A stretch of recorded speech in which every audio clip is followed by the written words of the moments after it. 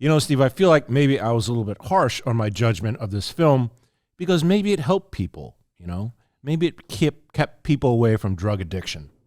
So I've decided to open up our phone lines and speak to some of those people who were helped by this movie. So here we go. We're going to open up the phone lines. Okay. We'll check the other line.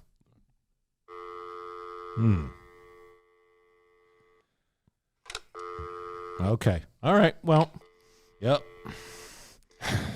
All right. Well, that was a bust. See you next week, folks. The Rees Company. By the way, like, comment, and subscribe. It helps the algorithm. All right. People who really want to have a good time won't come to a slaughterhouse. And we've got entirely too many troublemakers here. Too many 40-year-old adolescents, felons, power drinkers, and trustees of modern chemistry. It's going to change. Be nice. That ain't working. I want you to be nice. That ain't working. And you'll both be nice. So much as my wife was a giant, but I want you to be nice until it's time to not be nice. No, I'm pretty sure that's the way you do it. The Rees Company.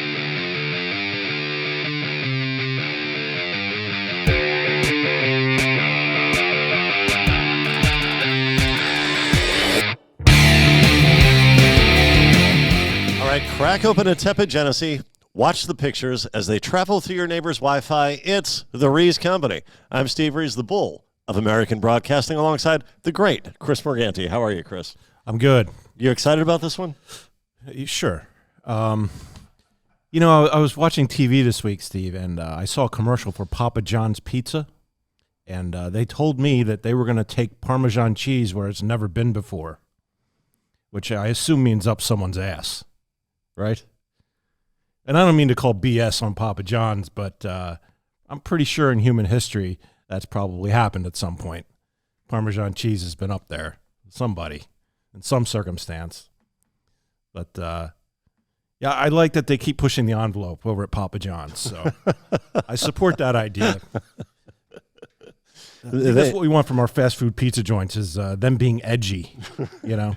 And I started thinking about starting my own edgy business, Steve, and this is what I came up with. Okay. All right, I'm going to start a bar where, I mean, we'll serve as a normal bar, but we also take your AA token chips as like drink chips. You know, you get a free round if you cash that in. It's going to be called Off the Wagon, and yeah, I expect to make a lot of money, but probably it's probably going to be problematic right off the bat. Yeah, these aren't people who are known for, you know, keeping steady and mellow when they get drunk, you know. And we will accept your car title as payment of your bar tab. Because let's face it, we're going to have to. So I got that in the works. Wonderful. And a potential sponsor for the program. Sure, yeah. Well, we appreciate that. Well, sponsor, yeah. Yeah, sponsors will be involved. Yeah, for sure. They'll be banging down the door in anger. Shall we do our movie of the week, Chris? Let's do it. Okay, here we go.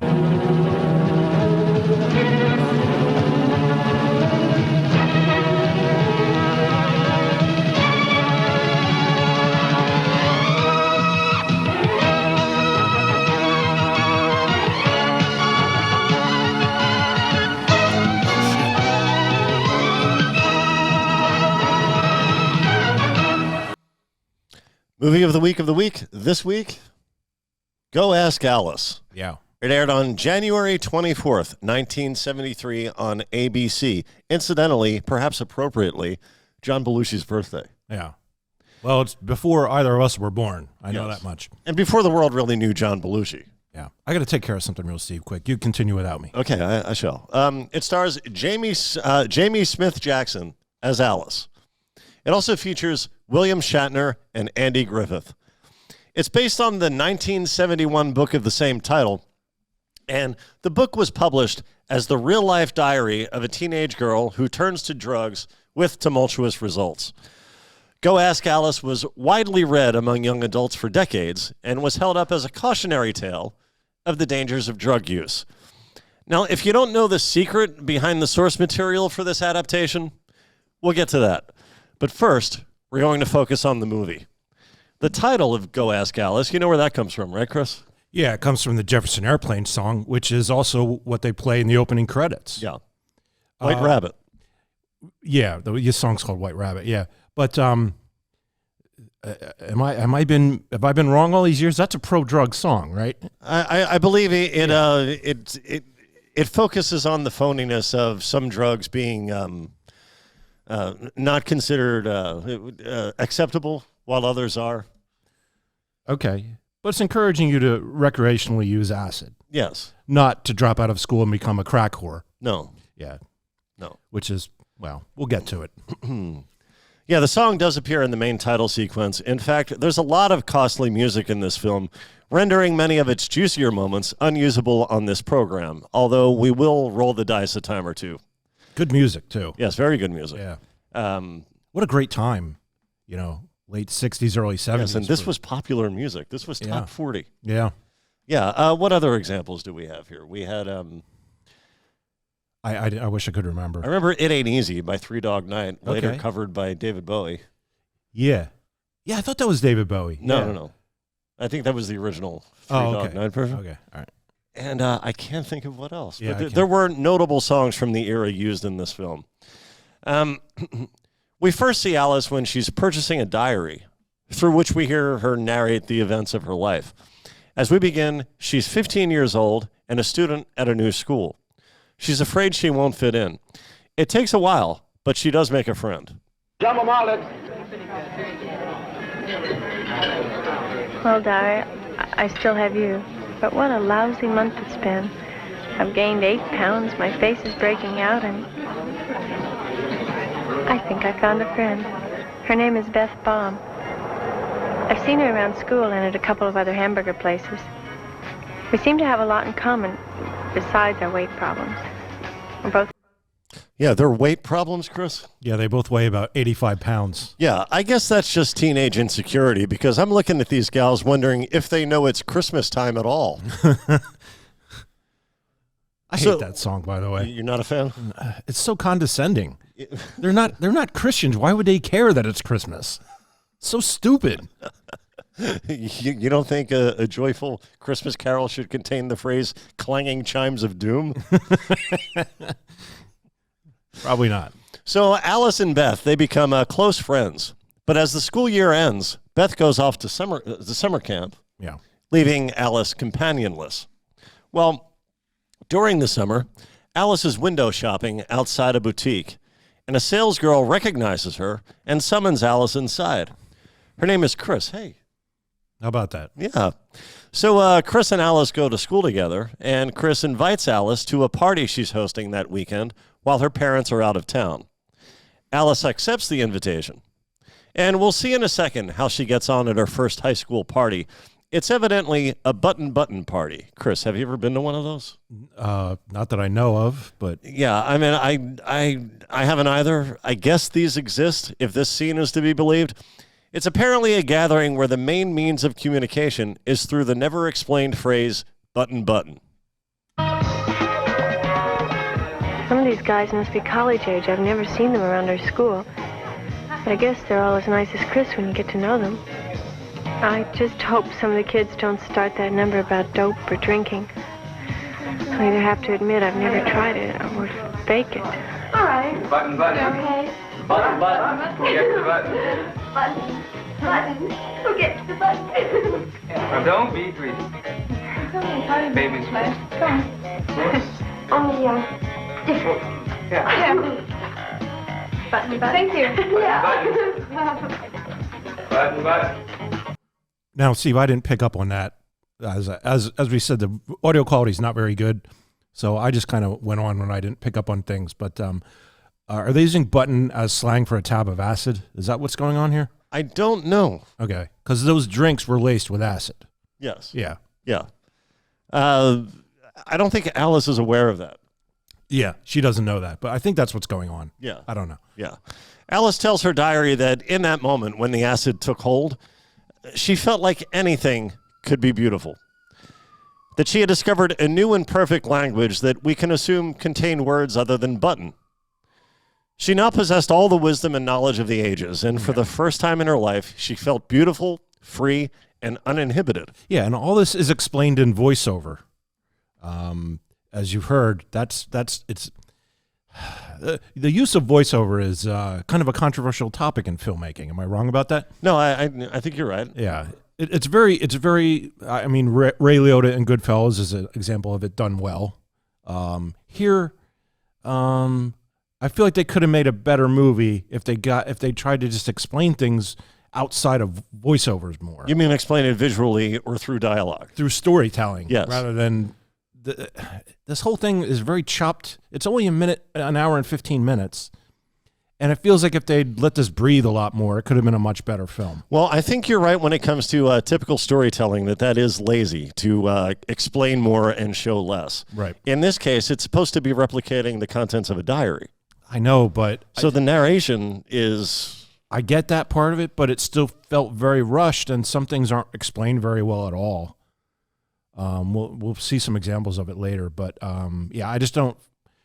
I'm not saying they should have gotten rid of it altogether. I think they relied on it too much here.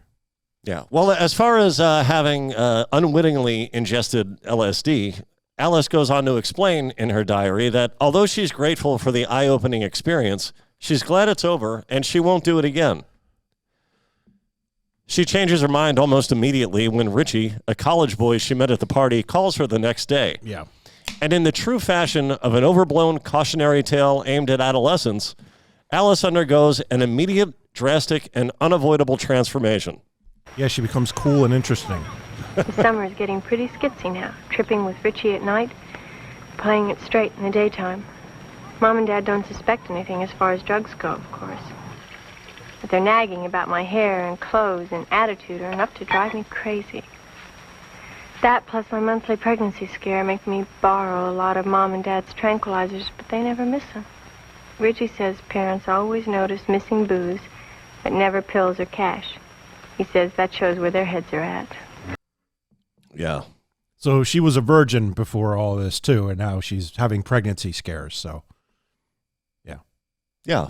Sounds like she's leading a very stressful double life, full of risky and shadowy behavior.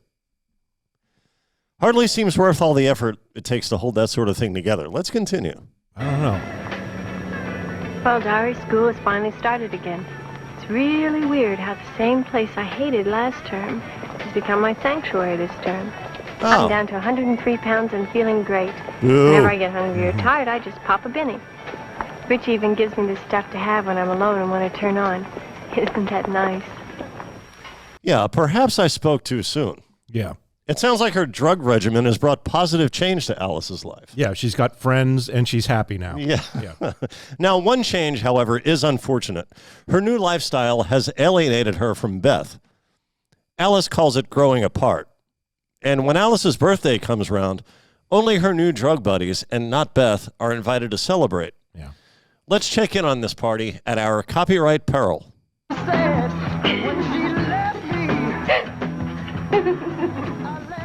Sometimes I wish every straight kid could be turned on like I was. Just once. Feel that first beautiful lift. Then they find out what they're missing. And join the party. Instead of getting left out like Beth. I thought about inviting her, but she would have gotten really uptight when we started doing this stuff. Happy birthday, Alice! Hey, man, your brother's on fire. Stand up, stand up, stand up and take your praise, stand up. She can't. Wait. Can we pause it? This is the first time I ever heard William Shatner sing. The guy's released like 5 albums, never sung a note in his life.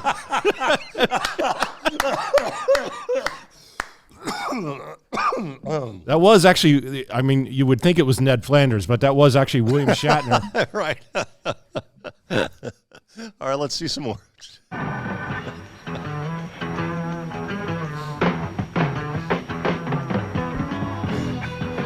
Don't you want me to blow out my candles? Well, sure, he wants you to blow out the candles. Come on, kids. I mean, it's not old-fashioned to celebrate a birthday these days, is it? Listen, we're really dying for something sweet. Yeah, we crave sweet. Now, you see, honey, birthday cakes aren't so square. They're round. Alice, make your wish. This year we break out the champagne. Solid joke.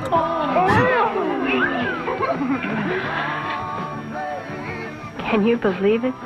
Stoned out of our minds. My own parents can't tell the difference. Yeah. Now, I'd like to have a little sidebar here with the audience. For those of you who don't know, when you have copyrighted music in your YouTube show, one of three things happens. It either gets blocked outright by the copyright holder and cannot be uploaded to the platform, or it's claimed by that entity, and any ad dollars that result from the episode's creation goes to them instead of us, in which case the joke is on them. Or one day, and this is the most offensive to me, this has happened to us, one day without warning, perhaps months or years of this episode going up, and with no notification from YouTube, the audio of the scene will be removed entirely, making us look like dopes who went live with an unaddressed technical error. Well, so hopefully you heard what we just did. And Alice and her friends are high at her birthday party. Her parents are oblivious. And yes, her father is William Shatner. And gee, I wonder if that's a real mustache. I also wonder if it will become patently obvious whether that mustache is real or fake at some point soon. I'll tell you what, man. That looked like a lot of fun. this party? Jim, we got any Coke here? Oh, no? I got you. No? Okay, I got you. So, yeah, Alice's parents may be clueless, but her younger brother is clearly in on her ruse.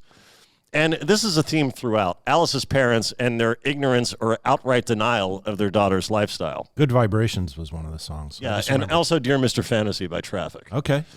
William Shatner is a college professor. His TA, his name is Joel. No, he's the dean. He just got promoted to the dean. Oh, great. Okay. So, and the dean has a TA? I guess maybe in the department. Yeah. Okay, fair enough. Administrative work. Okay. So the TA brings some paperwork over to the house as the family is about to have a cookout. Joel is invited to stay. He eats more than I do. Tim was our refuse department. If they gave a scholarship for gluttony, Tim would be a shoo-in. That's terrible.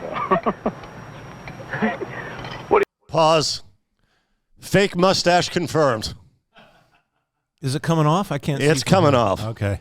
And as Jim, as you go to the next clip, let me say what I think happened here. And this is just a theory. Why wouldn't he just grow a real mustache? Like, it can't. What does it take? Like a month? Like, you didn't know a month in advance you were doing this role? You know what I think led to this situation? What? Star Trek had been over for a number of years, 2 or 3, maybe 4 by this point. 3, yeah. 3. He was still almost a decade away from T.J. Hooker. Okay.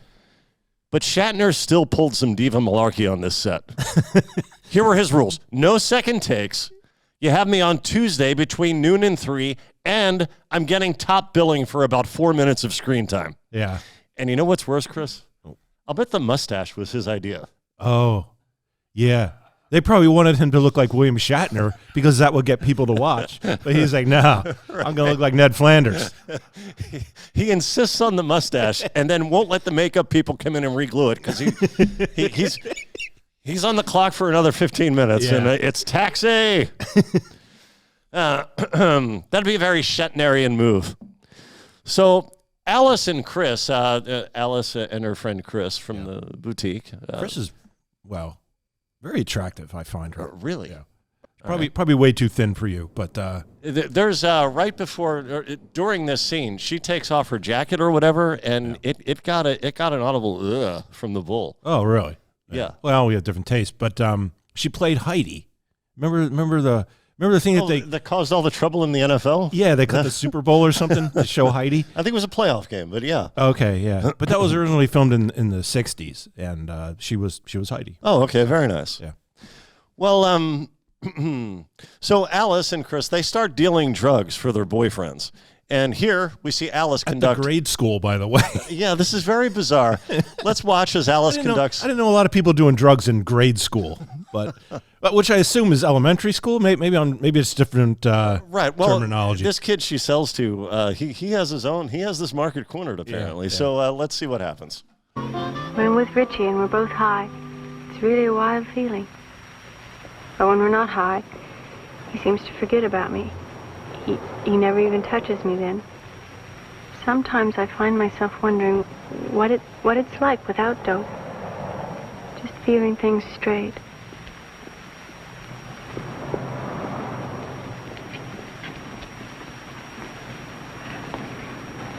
I thought you'd be older. I'm pushing up to grade school.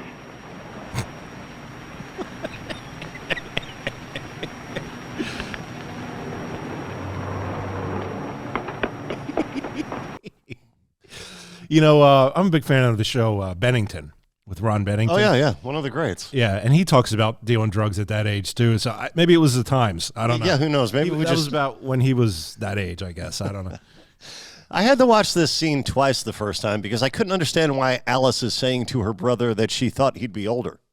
It does look exactly like her brother. Very bad casting decision. I would say. That it was very confusing. But yeah, that turned out to be a different actor, not the one playing her brother. But speaking of the one playing her brother, when their mother finds an envelope of fun in Alice's drawer and their parents confront her, Alice's brother shows a unique way of displaying disgust.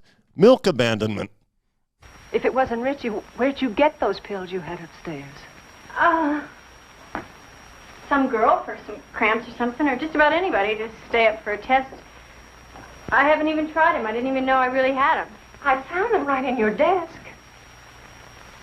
You vacuum the inside of my desk now? The drawer was open. They were right on top. Well, so I guess I wasn't expecting a search then. I don't search my children's rooms. She knows that, Dottie. She knows that we respect her privacy. Honey, all we want is to be sure that you aren't experimenting with this stuff or any other drugs. And that you'll tell us about it if you do try. All we want is your word.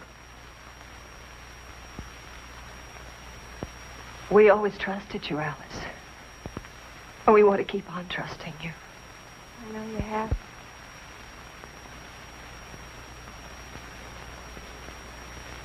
I give you my word. Now, that's what I hope to hear.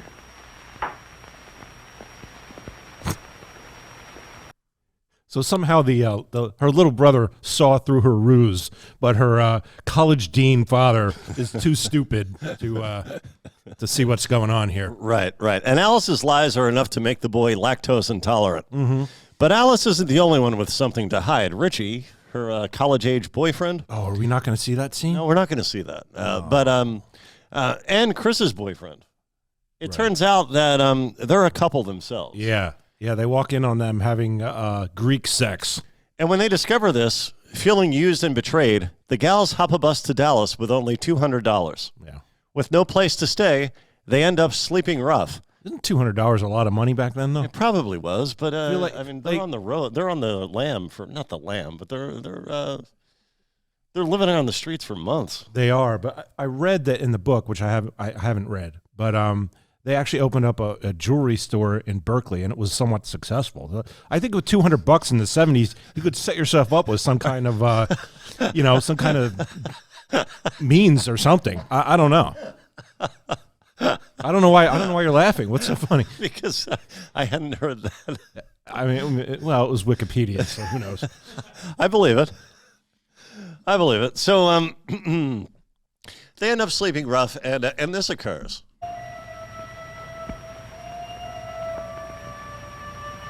Where's Chris? You got anything? Where is she? Listen, I don't know any Chris. You got any uppers left?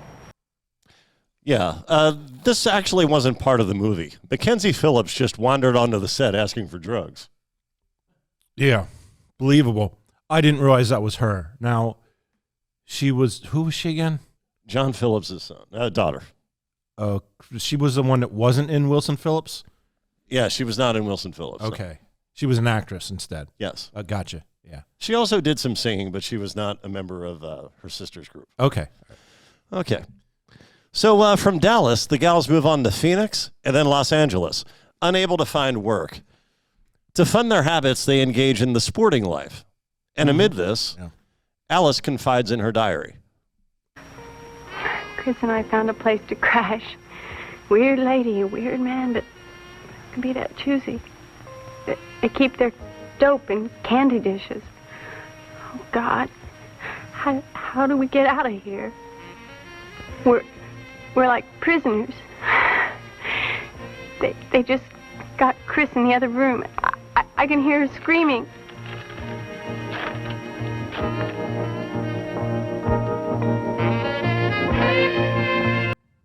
All right, now, Steve, I don't mean to interrupt you here, but what she just narrated, we see about 3 seconds of it later on. Yes, Is that one of the clips that you picked? We are going to see that. Okay, I just want to make sure that we... Yeah.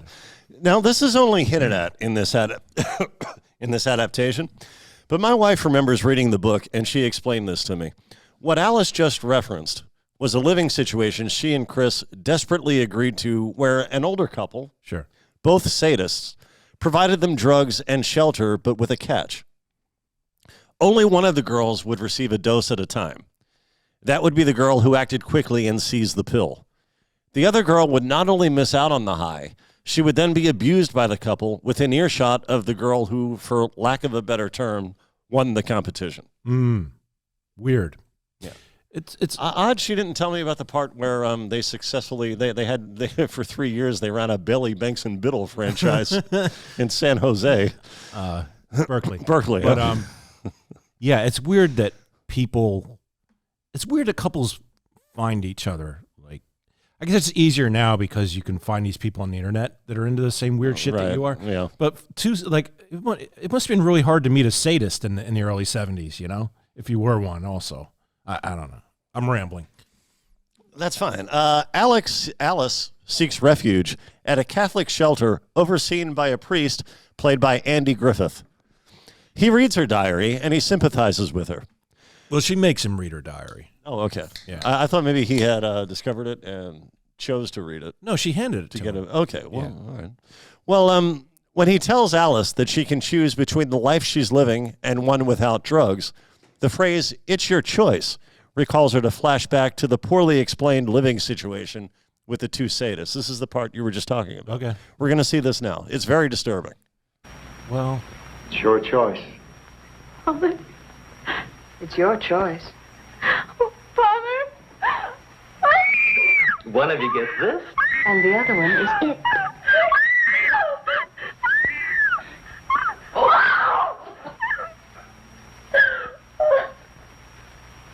All right. It's over. It's over. They're gone. They're gone. Like it was in the diary. Chris.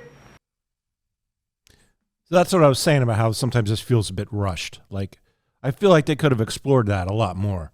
Whoever that character actor is, he looked kooky as shit. So that could, like, he kind of reminds you of like Eric Stoltz in Pulp Fiction. Oh, yeah, yeah.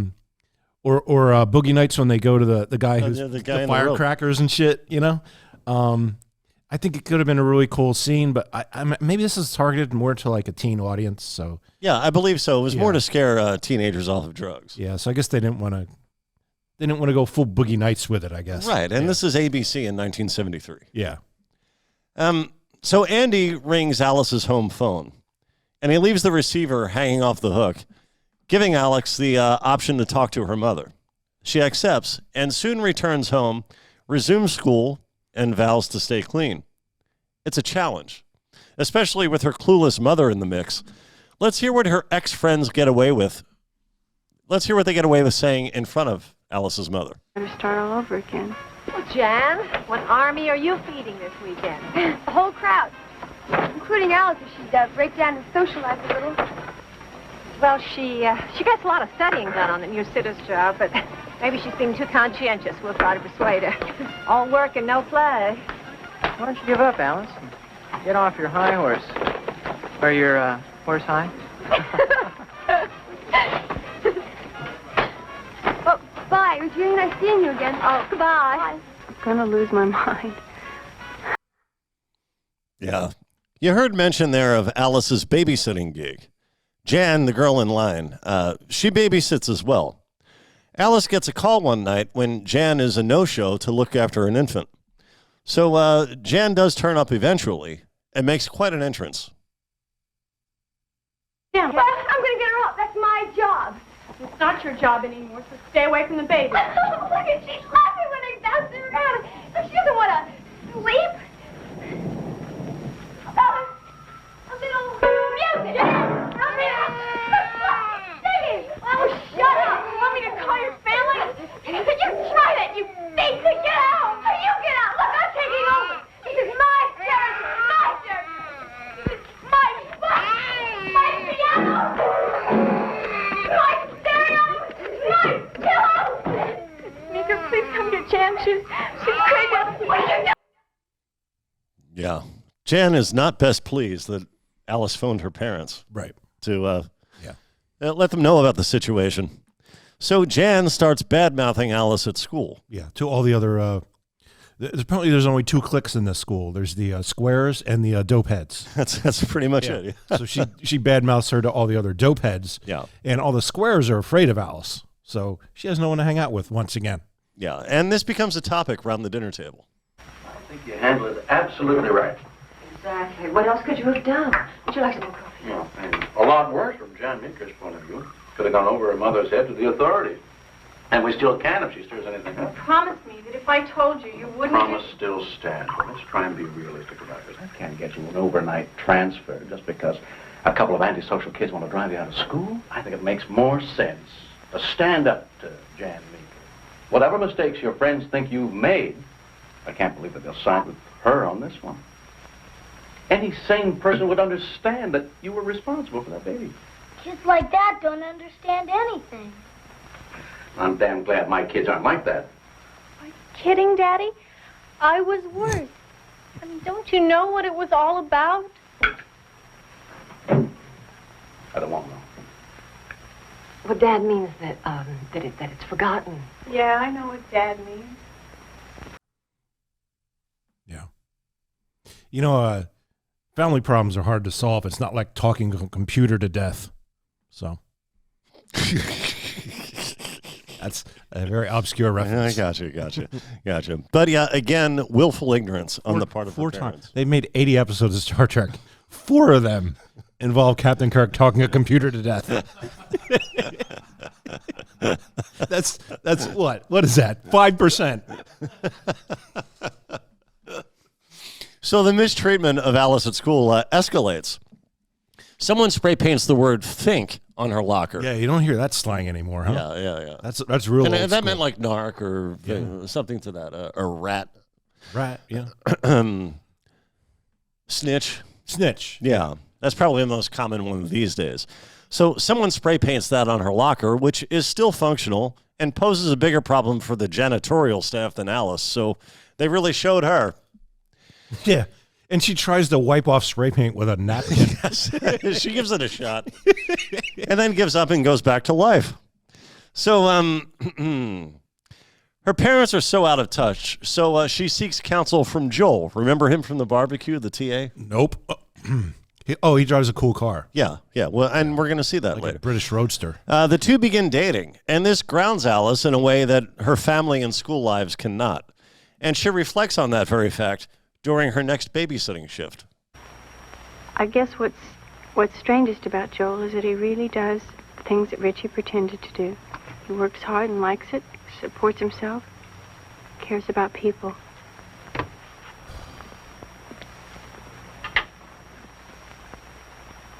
Now, can we pause it? Now, once again, this film leaves its audience wondering what the hell is going on. That's a bottle of pop, I believe, or soda, as we call it in the normal world. It appears that way. But you don't know if it's wine. Like, is she drinking? Like, you don't know what's going on, and it just continues like this. So we can go back to it. And it's also half drunk. This bottle is half drunk already. Right? Yeah. Why would that? And that's what she opts for out of the fridge. Yeah. It's not a 12-ounce bottle. It looks. That's why you might think it's wine, because it looks like it's like a 20-ounce glass. I don't know what's going on.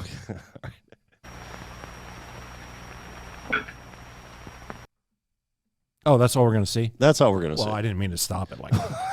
I should have let that play out, I think. Well, in just a bit, she puts the baby to sleep and gets ready to read a book when it hits her. See, Alice didn't know it, but that half-drunk bottle of whatever she took from the fridge was laced with acid. And the audience would not know that either, because all you see is her fall down, and you're like, well, what the hell just happened? There is an audio cue, because the same traffic song that played during her first trip plays again. Oh, okay. All right. So, well, I'm an idiot then. I should have noticed that. Well, this time, the difference this time is that this trip is not a pleasant one. Yeah. She ends up in the hospital, and while there, Beth, her pre-drug companion, that chubster, yeah, she sends Alice a new diary as a gift. And Alice wants Beth to tell the folks at school that she was dosed against her will and did not breach her sobriety. And she shows up all bandaged up like she suffered burns. Well, her injuries are described, are explained. Okay. As the events of that evening come back to her, Alice recounts them to her attending physician. Alice, look at me and try to make me understand so I can tell Beth. Just went to the refrigerator and I opened the door and there was a bottle of drink there and I took it out. It was half empty and I took the drink and I took the formula and I went into the living room and I sat down and then I started to give the formula to the baby. The baby's all right. Geez, sorry to disappoint you, doctor. Yeah. Seems like an angry way to tell someone that a baby is unharmed. Yeah, that's weird. Yeah.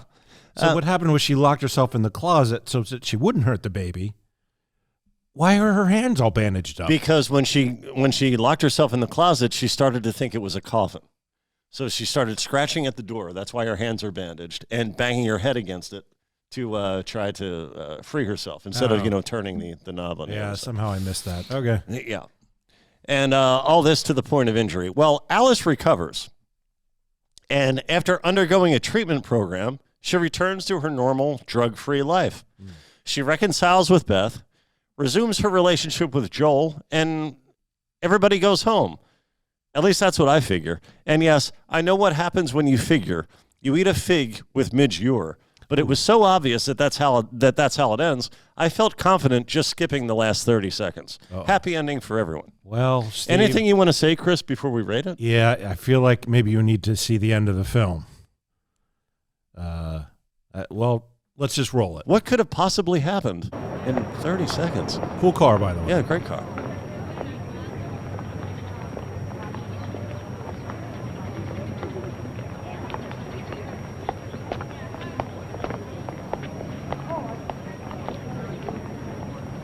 Going to school? Her boyfriend drops her In the off? fall of her last year in high school, our daughter died of an overdose of drugs. Whoa! We were never able to find out what the drugs were or whether or not they were self-administered. All we know is she drowned in the pool, and my husband called an ambulance without even pulling her out of the water. Ooh. Never even pulled her out of just to maybe see if something could be done? That doesn't sound like the behavior of a grieving relative. I'm sorry. Yeah. And you're worried about the music on this one? I'm talking about the characters in the motion picture, Chris. Can we just let that roll just a few more seconds, though, to hear the end of it? There's music. Since she had stopped keeping a diary several months before, we had no clues as to why she died. We have discovered since then that she was one of almost 5,000 drug All right, you can deaths cut that it there. I just wanted to get the fact that they're blaming her lack of diarying for, I don't even know if that's a word, but that's what they blame all this on. If only she kept posting in her diary. That was, well, I guess we're going to get to that now, right? Well, I mentioned earlier that my wife read the book on which this is based, but there's more to it than that, Chris. Yeah. When she heard we were going to talk about the TV adaptation this week, she was jazzed because when she was a teenager, she read this book so many times, her friend had to tell her she was starting to talk like Alice. Okay, weird. Yeah. She says all the better-known sensational aspects of the book take away from its true appeal to teenage girls. Alice embodies all of the insecurities girls suffer at that age. Many feel like they're losing their minds. And this book, she says, captures that experience in a way that lets young girls know those feelings are normal and they're not alone. And they can be conquered with recreational drug use. She also put it this way. It's like Judy Blume wrote about drug addiction. Okay. Well, Judy Blume did not write about drug addiction, and neither did a girl called Alice. The diary is a hoax, believed to be the work of a Mormon youth counselor called Beatrice Sparks. Yeah. And she was credited originally as the book's editor. And Sparks went on to produce other similar works in the teenage diary format, claiming only an editorial role, but never substantiating her so-called sources to prove that her works were anything other than fiction. Chris, would you like to rate the film first, or shall I? I don't know that I want to rate this one because what did we rate the Tony Danza one where he becomes a place kicker for the Eagles? We did. We did. Okay. The only one we didn't rate was the David Koresh one, because that was such a rush job. Yeah. It wasn't really a work of art. It was much more just product. Yeah. All right. Well, then I guess it's fair to rate it. I only say that because we decided that the Tony Danza movie was made for children, teenage or preteen, that age group. Yes. And this, I think, is made clearly for teenage girls. So I don't, But Chris, you're a parent.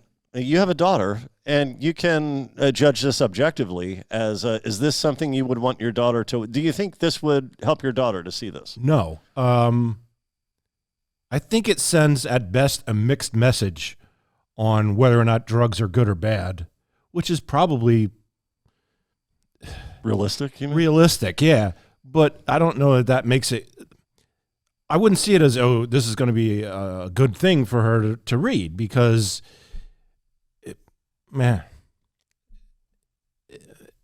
in the end, it's not realistic because it's made up. So I would, if you're going to get a realistic message, I prefer it be something real rather than this that's made up. I guess I haven't formulated my thoughts on this very well. Does that, can you translate that into a number of Meredith Baxters, or would you prefer to recuse yourself from the judicial process? From rating this, from rating this movie. Okay, well, I'm going to give it 3 out of 5 Meredith Baxters. Though apparently much less graphic than what we can safely call the novel, I still enjoy a good, seedy tale of the underworld. Yeah. And the purpose of any cautionary tale is to make the viewer think she's only one bad decision away from suffering the same fate as the protagonist. And Jamie Smith Jackson does a great job by portraying Alice as an every girl. But I guess as I'm trying to formulate my thoughts on this, that's kind of what bothers me about it, Steve, is it's not written as, you say, a tale of seedy underbelly of anything. It's halfway between a Boogie Nights and an after-school special.